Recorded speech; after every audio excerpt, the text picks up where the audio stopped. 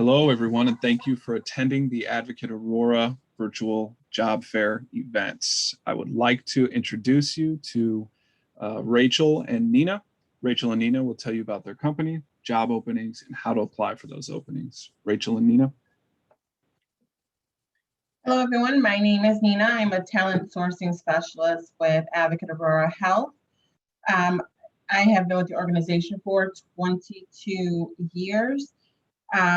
I'm excited to be talking to you all today and hopefully can answer any questions that you may have. I have my counterpart here with me, Rachel. Hi, everyone. My name is Rachel. I've been with Advocate Aurora Health for 5 years, and I'm excited to be with Nina to talk about different job opportunities we do have. Okay, so we're going to go ahead and get started. I just want to share a little bit of information about Advocate Aurora Health in general. We have a total of 26 hospitals in Illinois and Wisconsin combined. 12 of those hospitals are in Illinois. So if you live, no matter where you live in Illinois, most likely we have an Advocate facility near you. But some of the common locations that people tend to apply to are Christ in Oak Lawn, Trinity on the south side of Chicago, Illinois Masonic on the north side, along with Lutheran General in Park Ridge. But we do, like I said, have 12 in Illinois altogether, and we have over 500 sites of care. 250 of those are in Illinois as well. We are the top 12 non-for-profit healthcare systems in the nation. So we are an awesome organization to work for, and hopefully we can see if you have any interest in any of our positions. If you are interested in applying to any of our roles, the type of candidates that we are looking for is someone who is eager and willing to learn. We need team players. You do have your individual tasks, no matter what the role may be, but at the end of the day, we do work together to make sure that we provide the best customer service and the best patient care. If we are patient focused, this is a healthcare organization, so we are dealing with patients day in, day out. So we want to make sure that you're coming in, showing compassion, empathy for others, and definitely have that customer service. Flexibility. Things are constantly changing within the organization, in the unit, in the role. So I want to make sure that you're able to adapt to different situations. Longevity. The first thing that we look at on your resume is trying to see, what your previous experience is like. How long have you stayed with your previous employers? We're looking for someone that wants a permanent role that's going to be here at least a year, if not longer. Definitely great customer service, and then someone who is open to change. Here are some of the positions that we source for. Definitely we have many, many more on our website. We have housekeeping, which is cleaning the main campus of the hospital. So you may be exposed to bodily fluids because we are dealing with patients, but you are on your feet 90% of the shift, walking, bending, twisting, working with different chemicals as well, but you will be trained for every different type of situation. We definitely have PPE as well. So if you're cleaning a room of a COVID patient, you would definitely have the equipment to go into each room. Food service, we have individuals that help on the tray line or pass out the tray. So you'll work together to build the patient's tray according to their diets. We have cooks, someone who's preparing the meals not only for the patients, but also for the cafeterias as well. You do have to stick to reading and knowing how to read a recipe and understanding the different measurements. We have a patient transporter. That's someone who's going from transporting the patient, whether from the ER to their room or to the different testing. Contact center agent, we have a contact center. It's actually right out of Chicago in Rosemont, but that's the location where the reps take over 100 calls per day, and that they're to schedule the patients for their appointments. Maybe someone has a question regarding a health, but it's a one-stop shop to scheduling for all of Advocate medical groups. And then we also have your CNA roles and medical assistants as well.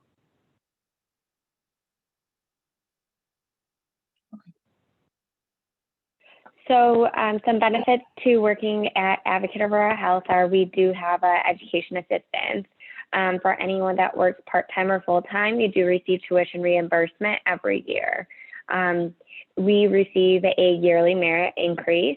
You receive a referral bonus. So once you are employed with us, if you know anyone that's looking for a job opportunity, you can receive a referral bonus. It starts at $300 per referral, and it goes up if they are hired. We have a 401k match, a healthcare credit union, and some extra bonuses are cell phone discount, yearly friends and family appreciation, along with gym membership discounts.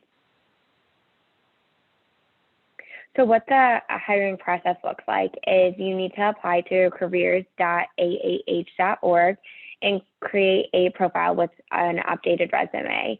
Then what you will do is email myself or Nina and let us know that you have applied for an opportunity with us. Since we are presenting to you today, if you're interested and you let us know, we definitely will be reaching out to you for that guaranteed phone interview. But you have to let us know to receive the guaranteed interview. And then if we think you're a good fit, along with the hours align and you're comfortable with the job responsibilities, we would move forward with a video interview with the hiring manager, along with potentially the peer team. We currently are doing a realistic job preview virtually for both housekeeping and food and nutrition. So you better understand what the role is prior to coming in for the interview. And then the offer, of course, making sure that the recruiter interview goes well, along with the video interview with the manager, we would then offer you. The offer would be contingent upon if you are looking for CNA role or MAs, we are able to hire you contingent upon receiving your CNA certification. And then lastly, you will need to go through a physical, drug screen, and background check. That's all prior to your start date, and it does include cannabis. So we want to make sure that you are comfortable with that prior to going through the interview process. And then you would do all of those before you start with us. So where can you apply? We can chat. If you guys are interested in specific roles, we can chat you guys with those roles, along with making sure you apply to apply to the position and then email us, and we can make sure that we see exactly what application you applied for. So I know that there was a question in here about customer service roles. We do definitely have those customer service positions available. They're at our hospitals along with at our medical offices. So depending on what your experience is, we can definitely talk about those and what position would be a best fit for you.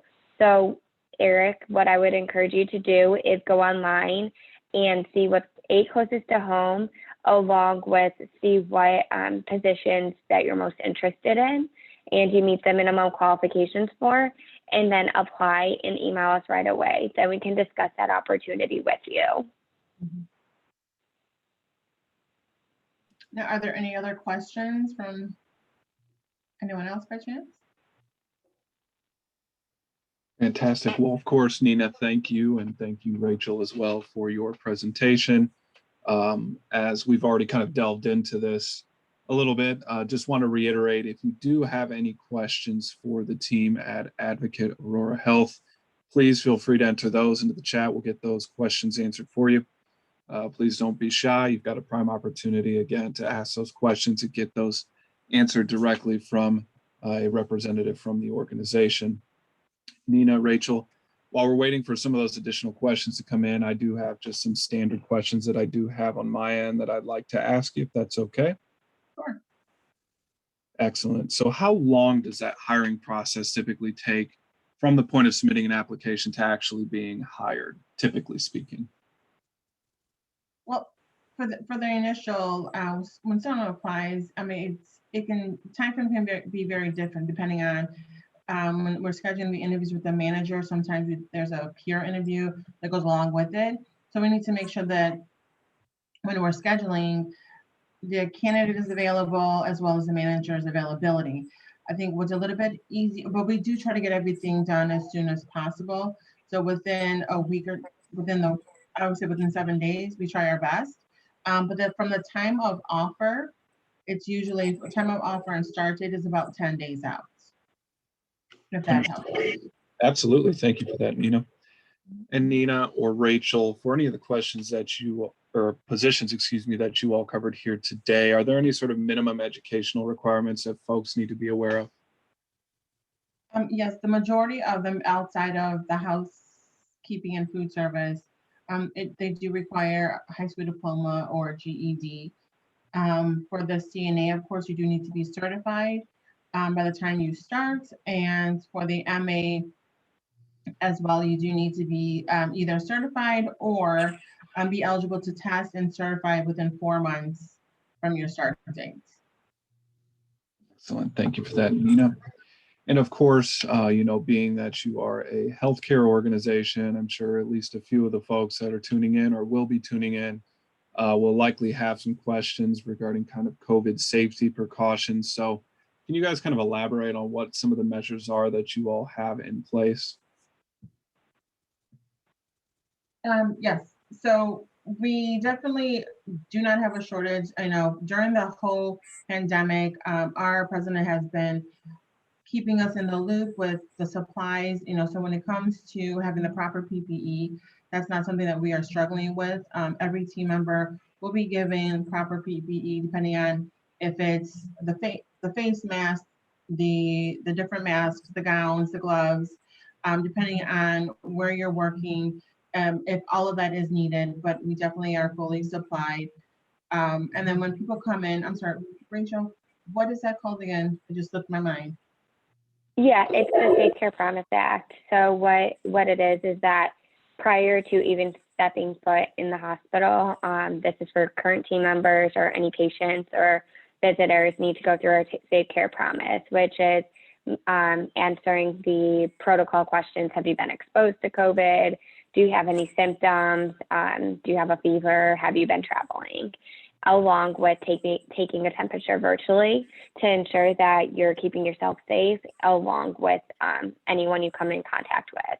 So between wearing a mask and face shield at work, along with the Safe Care Promise, we always make sure to monitor our patients, our team members, and family members or visitors. Awesome. Thank you both, Nina and Rachel. The next question that I do have for you is how can candidates stand out and get an interview, assuming they are qualified for the position in which they are hiring? Is there any tips, tricks, pointers, just general information that you would like to relay to the job seekers who are either on the call or will be tuning in later? I think when it comes to the first thing is their resume. When we're scanning through candidates that have applied online, one of the things that we definitely look at right away are the dates. Making sure the dates are correct and they kind of flow a little bit. Because when we interview candidates, a lot of times dates are wrong. They tend to use just the year. So 2019 and 2020 will be listed for an employment, but that can mean 1 month if they started in December of 2019 and left in January 2020. Or that can mean technically almost 2 years if they started January to the December 2020. So it's very important for us to see at least the month and the year of when they started and ended overall. They don't have to know the exact date, but at least stay in the area of at least showing the month.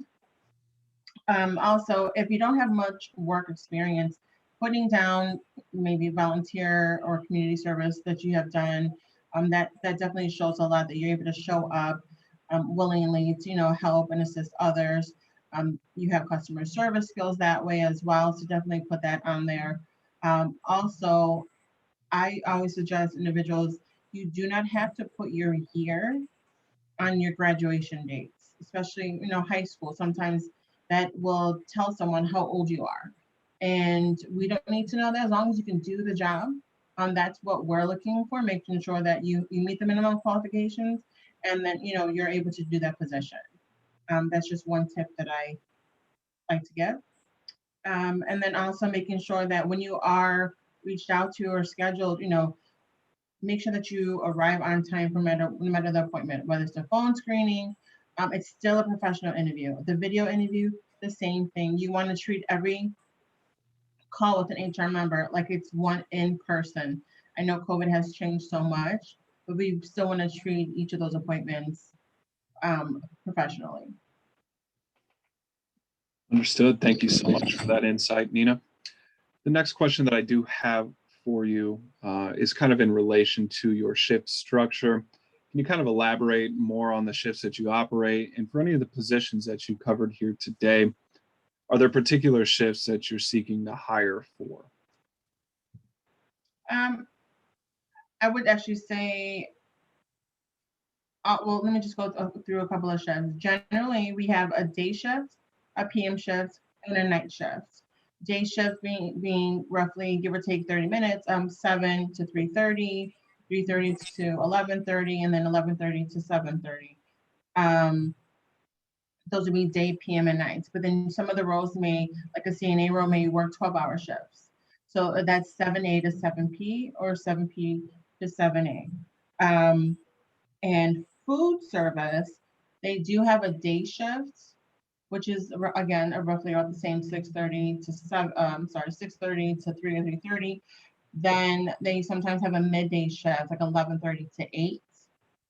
Or the PM shift is usually from 4 to 8:30, roughly, because they're only like majority of the time 4-hour shifts in the evening for food service. We tend to need time at times PMs and nights. Days are usually pretty, easy to fill just because one, we look to our internals at times who maybe work in the PM and nights and they want to move into days. So I would say PM and nights is what we generally look for. Awesome. Thank you for that, Nina. Next question that I do have for you is, can folks expect to be paid for the time in which they're being trained? And kind of building off of that question, I know that Rachel covered that there is like things such as tuition reimbursement that are offered, but more generally speaking, do you guys cover like the cost of continuing education expenses? So if folks want to get a certification, things of that nature. Well, for certification, yes, is covered. So for part-time employees, we offer $22.50 as a reimbursement. So there's a application process when someone comes on board, and they are eligible for that as of day one. But they would apply 3 weeks before the class starts, go through the program or their course. Once they finish, it has a C or higher, then they would get reimbursed. That those funds will go directly back to their account, and it's up to them to make that payment to the school. But it's $22.50 per year for part-time and $5,000 yearly. So it does cover whatever courses that you are taking, gen eds. And then we also offer tuition discounts. So I'm sorry, many colleges offer advocate employees discounted tuition rates as well. And we partner with many different universities and community colleges. Awesome. Thank you for that, Nina. And Nina, another question that I do receive quite frequently on these events is actually kind of in relation to folks that might have, criminal records or backgrounds. Would, misdemeanor offenses or minor offenses, would those be disqualifying factors for folks that might be seeking employment? No, not at all. The one thing that we do ask is that when someone does apply and they go through the interviewing process, we do ask them general questions about if they have ever been convicted of a misdemeanor or a felony. We do ask for dates and year because we want them to also, they're hired.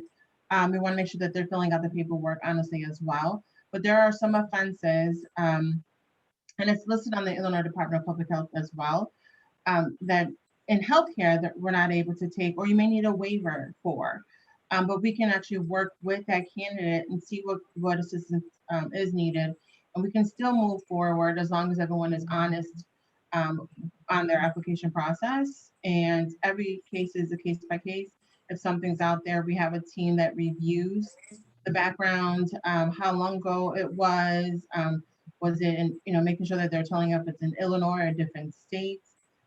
We don't just go back 7 years because things do pop up, but we just want to make sure that no one falsifies no documentation and they share all that's needed. But we can definitely work with candidates. We also have a returning citizens program with an advocate of our health as well. So we, definitely look for returning citizens because at times they show us that they tend to stay with an organization longer. They move up faster in promotional ways as well. But within Advocate, during that program, we kind of offer extra assistance to a returning citizen where they have a HR partner that will kind of help them and guide them during their onboarding process if they need it. Not everyone takes advantage of it, not everyone needs it, but it is there for them to use. Great information. Thank you for that, Nina. And Nina, one additional question that I do have for you that I like to ask on all of my events is, what are the opportunities for advancement within Advocate Healthcare? And are there any particular success stories that you might like to highlight for the folks on the call? Actually, yes, myself and my colleague Rachel, I think are both two different scenarios, but I've been with Advocate 22 years. I started in food service, and with time, I used Advocate's tuition reimbursement, went at my own pace, and was able to move myself up the ladder per se, in different roles to get me to the position that I am in now, which I'm truly happy in. But it all takes, the right attitude.